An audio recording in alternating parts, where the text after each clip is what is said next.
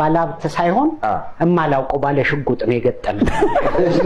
ባለ ሽጉጥ ምንም እንደሆነ አላውቅም። ቆመ ፒያሳ ጋር ነው አየኝ። ፍልፍሉ ናቲ ይወድሃል አለኝ። እኔም ወደዋለሁ ልጁ ነው።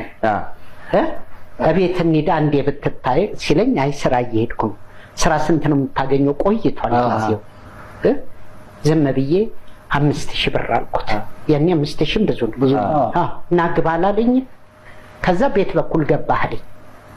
እንዴት እሱ ወዲያ ሹፌሩ ጋር እያወራው ነበር እና ባብሎ እስኩሬስ ሳረግ ነው ያየኝ።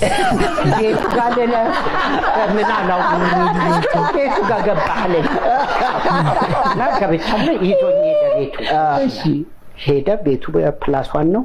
ወደ ትንሹ ሰፈር አካባቢ ወደ መካኒሳ ገባው። ናቲ ፍልፍሉ መጥቷል አላሉትም? ይሄ ፕላስ ዋን ቤት አለ ከደረጃ ከዛ ላይ እንደዚህ አላየኝም። ተወረወረ። መጀመሪያ ሰውየው እንደገባን ጃኬቱን ሲያወልቅ አየሁት። ሽጉጥ ታጣፊ ሽጉጥ እንዳለ ያኔ ነው ያየሁት፣ ምን እንደሚያክል ሽጉጡን አይቼዋለሁ። ልጁ ፍልፍሉ ብሎ አልተወረወረም። ከወደቀ ሽጉጡን አየሁት። በአንድ ደቂቃ 3 ቦታ ታየው ልጁን ለመቅለል።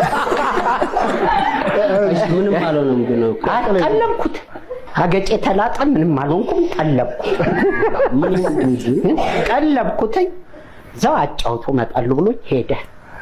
ከዛው ከልጁ ጋር እየተጫወትን ይጎትተኛል። መጫወቻ አረገኝ። የሆነ ሌላ ውሻ አልመጣም። ቀይው ነው እንደ አህያ እያለ ከደረጃው ላይ ይሄ ጀርመን ውሻ ነው የሚባለው አልመጣም። ተጀመረ። ቤቱ ስንት ክፍል እንዳለው እኔ ነኝ ያወቅሁት።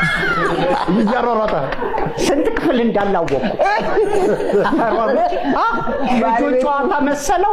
ውሻውን ይጠራዋል። እየተሯሯጠ ከአንዱ ክፍል ሰራተኛ ልጁ ይስቃል። በመድኃኒዓለም አስጢኝ ውሻው ሰራተኛ ሊነክሰኝ ነው ስለ አይ እሱ ካሮትና ሩዝ ብቻ ነው የሚበላው አለች።